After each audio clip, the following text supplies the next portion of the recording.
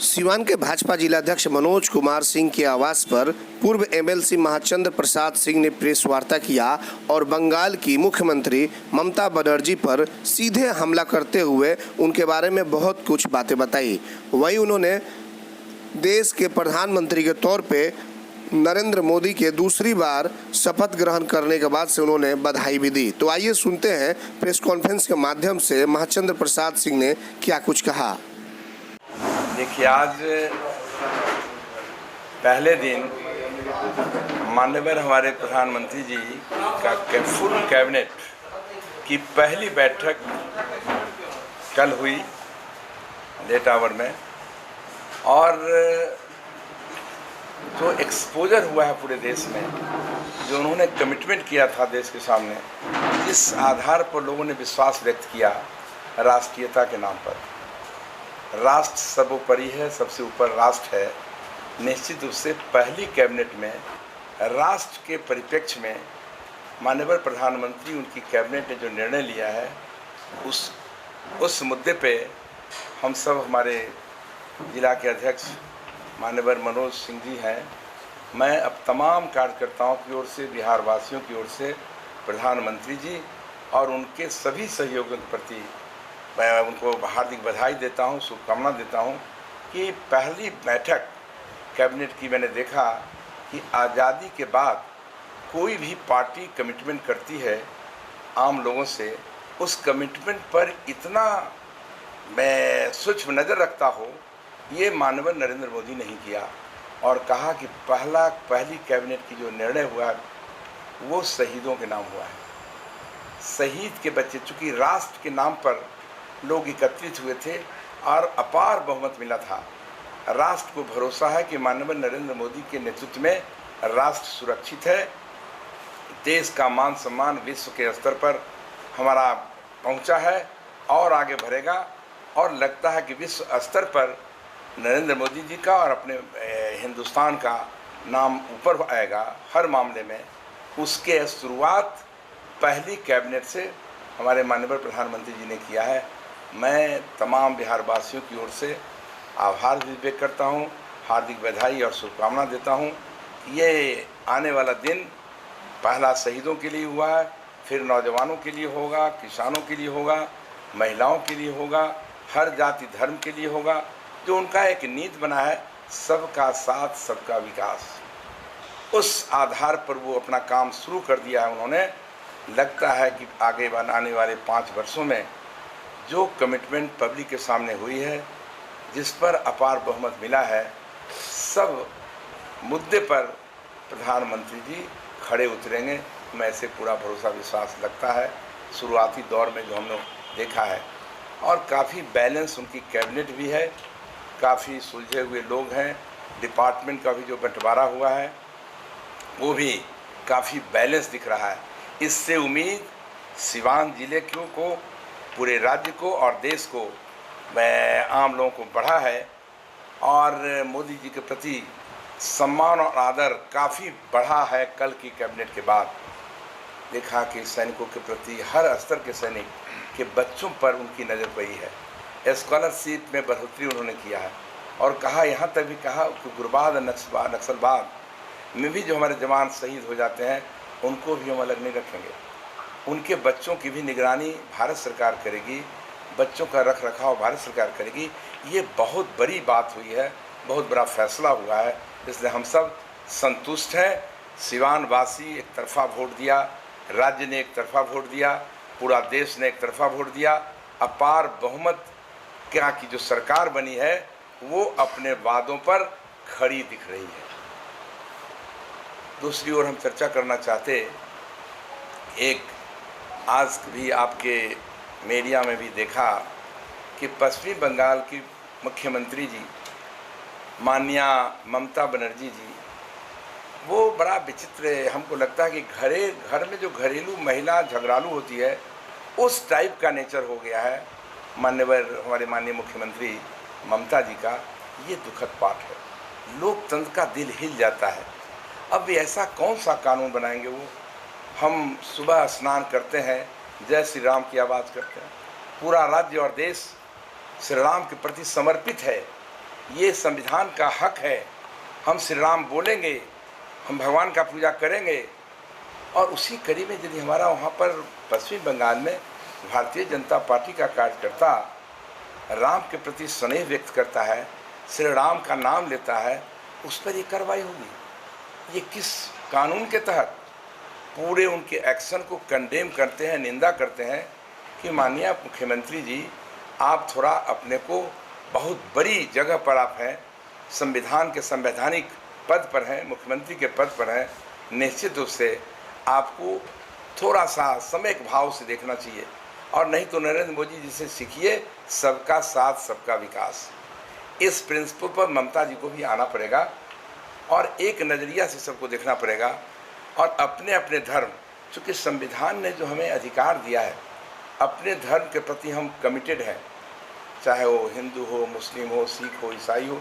यही हमारी पूंजी है देश की। जिस संविधान के तहत इतना बड़ा देश चल रहा है, माननीय प्रधानमंत्री जी आप देखा होगा, ओथ के पहले संविधान पर सर टेक कर उन्होंने नमन किया। वो संविधान हमारा है, उस संविधान पर उंगली न उठे। माननीय ममता जी से आग्रह करना चाहते हैं, उनके कल के एक्शन से वो हम निंदा करते हैं कि हमारे भारतीय जनता पार्टी के कार्यकर्ताओं के प्रति जिस ढंग से उनका व्यवहार हुआ है वो निंदनीय है। उसको हम कंडेम करते हैं और आग्रह करते हैं मुख्यमंत्री ममता जी से कि आप अब उतने ऊंचे पद पर हैं, उस पद की गरिमा के अनुसार अपना बात व्यवहार करिए।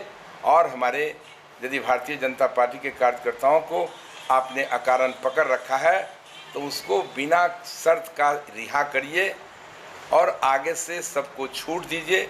पश्चिमी बंगाल में अपने अपने धर्म के प्रति लोग आदर के साथ बात व्यवहार कर सके, ये हम कहना चाहते हैं। इन दो मुद्दे पर आपसे चर्चा करना चाहते थे।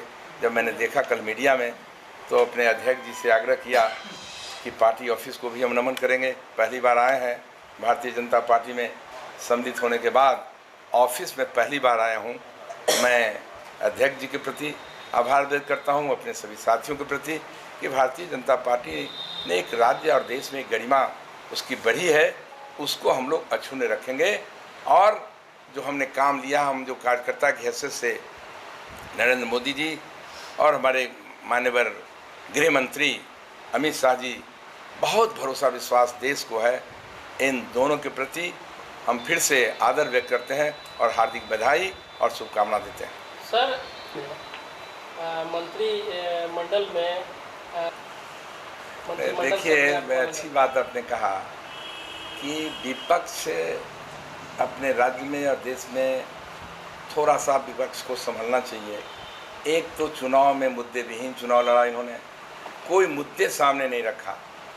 माननीय नरेंद्र मोदी, अमित शाह जी हमारे राष्ट्रीय अध्यक्ष, हम सब कार्यकर्ता मुद्दों से लैस थे। हम ये करेंगे, ये हमारा मुद्दा है। लेकिन भारतीय विपक्ष के साथी क्या कर रहे थे? संविधान पर खतरा है, दूसरा बोलते थे आरक्षण पर खतरा है, तीसरा बोलते थे कि लालू प्रसाद जी को बंद कर दिया गया। तीनों के बारे में मैं कहा था पब्लिक मीटिंग में भी, अलूल जलूल बात है। ना संविधान पर खतरा है, ना आरक्षण पर खतरा है, ना लालू प्रसाद जी को कहीं से दूर दूर से एनडीए के नेताओं ने कहीं कुछ हरकत नहीं की है। उनके राजपाट में लालू प्रसाद जी जेल गए हैं। माननीय नरसिम्हा राव ने शुरू किया था, मनमोहन सिंह अंत किया था जो प्रधानमंत्री की हैसियत से, उसमें जेल गए। आज मैं समझता हूँ कि एक बहुत ही हम समझते हैं कि एक प्रिंसिपल के आधार पर माननीय प्रधानमंत्री जी ने कुछ निर्णय लिया। आप देखा होगा शिवसेना वाले के 18 उनके लोकसभा के सदस्य थे। उन्होंने एक प्रिंसिपल के आधार पर कहा कि सभी पार्टियों को ये हम रिप्रेजेंटेशन देंगे। उस हिसाब से जदयू को भी उन्होंने मार्क किया। और उसमें मैं समझता हूँ कहीं दूर दूर से भी माननीय मुख्यमंत्री नीतीश कुमार जी को कहीं से कोई परेशानी नहीं, कोई तकलीफ़ नहीं। वो उसी क्षण उन्होंने मिल कर कहा प्रधानमंत्री जी को, अमित शाह जी को, कि अपने को निश्चित रूप से साथ एनडीए का हैं, रहेंगे, लेकिन इससे कोई तकलीफ़ नहीं है। हो सकता है उनको पार्टी में कुछ दबाव पड़ रहा होगा, अधिक कैबिनेट में जगह चाहिए था और हम सभी चाहते थे। लेकिन अब क्या बाध्यता है प्रधानमंत्री जी, अमित शाह जी और भारत सरकार के तमाम बड़े भाजपा के नेताओं को किस आधार पर एक पॉलिसी से, इतना बड़ा देश है, कैबिनेट है, कहीं कहीं प्रिंसिपल तो बनाना पड़ेगा। तो प्रिंसिपल के आधार पर जो उन्होंने निर्णय लिया उसको माननीय मुख्यमंत्री नीतीश कुमार जी ने स्वीकारा है और सार्वजनिक रूप से कहा है। इसलिए मीडिया के साथी यदि इसको हवा देने की कोशिश करेंगे तो मैं समझता हूँ कि उस पर कोई असर पड़ने वाला नहीं है। नीतीश जी बड़ी मजबूती से एनडीए के मजबूत पार्टनर हैं, रहेंगे और आज मजबूती से सरकार चला रहा है। भारतीय जनता पार्टी और जदयू और लोजपा की सरकार चल रही है, अच्छा काम कर रहा है बिहार में भी। और प्रधानमंत्री जी या नीतीश कुमार जी ने इतना मेहनत किया है, पूरे प्रदेश में घूमकर कमिट किया है पब्लिक के सामने, उस काम को करना है। धारा 370 को लेकर ये भी कहा जा रहा है कि अपने आप को अलग रखें। अभी ये बातें सामने नहीं है एजेंडा पे कि नई कैबिनेट और माननीय प्रधानमंत्री जी या गृह मंत्री जी क्या सोचेंगे, क्या करेंगे। जो भी सोचेंगे वो देश के लिए सोचेंगे, राष्ट्र के लिए सोचेंगे। सर, ऐसा नहीं लग रहा है कि मंत्रिमंडल में शामिल नहीं हुए, आगे चलकर एनडीए में खटास होगी और कहीं ना कहीं नहीं, दूर दूर तक इतनी इस तरह की कोई संभावना नहीं। कुमार का प्रेस कॉन्फ्रेंस नहीं, प्रेस कॉन्फ्रेंस तो मैंने भी देखा माननीय मुख्यमंत्री जी का, वो काफ़ी सुलझे हुए नेता हैं। कहीं किसी देख रहे थे आज के अखबार में कांग्रेस वाले, आरजेडी वाले तो कुछ न कुछ जो है पीन मारने का कोशिश कर रहे हैं, कुछ न कुछ बहकावे की कोशिश कर रहे हैं। इतना मैच्योर पॉलिटिकल सिस्टम के हमारे नेता हैं नीतीश कुमार जी। नीतीश कुमार जी पर कोई प्रभाव किसी का नहीं पड़ने वाला है और उन्हें बड़ा सोच समझ कर निर्णय लिया। उनके पॉलिटिकली उनकी हो सकती है कि कई ऐसे उनके साथी होंगे जो मंत्रिमंडल में शामिल होना चाहते हैं, बड़े साथी हैं जिनके नाम भी उछल गए थे, उसमें उनको कहीं दिक्कत हो रही होगी कि एक लेंगे तो और हमारे साथी को हम क्या कह के उनको समझाएंगे। ऐसी स्थिति में उनको इंटरनली निश्चित उससे उन्होंने निर्णय लिया होगा अपने साथियों के साथ, तब वो कहा होगा भारत सरकार के सामने प्रधानमंत्री जी को या गृह मंत्री जी को। भले ही सर एनडीए में आप दोनों हैं, लेकिन एक तरफ सांप्रदायिक पार्टी कही जाती है बीजेपी को, दूसरी तरफ सेकुलर पार्टी कही जाती है जेडीयू को, तो कहीं ऐसा तो नहीं है कि उन्हें ये भी लग रहा है कि मैं नहीं, आप ही से मैं पूछना चाहता हूँ कि ये तो बहुत पहले बातें समाप्त हो गई। ये तो पॉलिटिकल लफ्ज है सांप्रदायिक। ये सांप्रदायिकता की बात जो होती है उसको कई बार आज़ादी के बाद लोगों ने भुंगाया, अब वो भूंगने वाला नहीं है। अभी जो इतना मैच्योर गवर्नमेंट, मैं समझता हूँ आज़ादी के बाद पहली सरकार बनी है माननीय नीतीश हमारे प्रधानमंत्री नरेंद्र मोदी के नेतृत्व में, जो 100% मैच्योर निर्णय से शुरुआत किया है कैबिनेट में, और आने वाले दिनों में मैच्योर निर्णय होगा। इसलिए कहीं से कोई असर पड़ने वाला नहीं है। और सांप्रदायिकता की बात को मैं सिरे से खारिज करता हूँ। भारतीय जनता पार्टी बिल्कुल सेकुलर है, हर धर्म जाति के लोगों को सम्मान दिया है, सबका वोट लिया है। आने वाले असेंबली में भी लालू प्रसाद के जो ये समीकरण है वो उसका भरोसा विश्वास भारतीय जनता पार्टी के साथ होगा और शुरुआत हो गया है। और तो मैं आपको कहूँ कि ये हमारे यादव समाज के लोगों को निश्चित रूप से संतुष्टि हुई होगी आज कि जब अपने प्रदेश के अध्यक्ष हमारे थे नित्यानंद राय जी सबसे बड़े ओहदे पर अभी पहुँचे हैं, भारत सरकार के गृह मंत्री हैं, राज्य गृह मंत्री हैं। इतना बड़ा सम्मान यादव समाज को आज तक कोई दिया था क्या? निश्चित रूप से आने वाले दिनों में इसका असर बिहार में पड़ेगा और वो समीकरण भारतीय जनता पार्टी के साथ होगा। चुनाव में सर राम मंदिर का मुद्दा बीजेपी भूल गई थी, अब क्या होगा? नहीं, मैंने कहा ना कि ये भरोसा रखिए, जो प्रधानमंत्री जी ने वादा किया है, राष्ट्रीय अध्यक्ष की हैसियत से हमारे अमित शाह जी ने वादा किया है, वो सभी वादे पूरे होंगे। उसका स्टेज होगा, सिस्टम है, निर्णय का समय आएगा, उस समय निश्चित रूप से मैं समझता हूँ आप में से कोई आदमी उदास नहीं होगा, हर लोगों का की इच्छा की पूर्ति होगी। सबसे पहले मैं मीडिया के मित्रों को बहुत बहुत शुभकामना बधाई देना चाहता हूं कि आप सब लोगों ने जो लोकसभा चुनाव में सहयोग किया एनडीए को। इसके लिए आपको बहुत बहुत धन्यवाद। मित्रों, ये 2019 का चुनाव हमारे एनडीए के कार्यकर्ताओं को समर्पित है। भारतीय जनता पार्टी, लोजपा, जदयू के बूथ लेवल के कार्यकर्ता जिनके कठिन परिश्रम से ये चुनाव हम लोगों ने जीता है।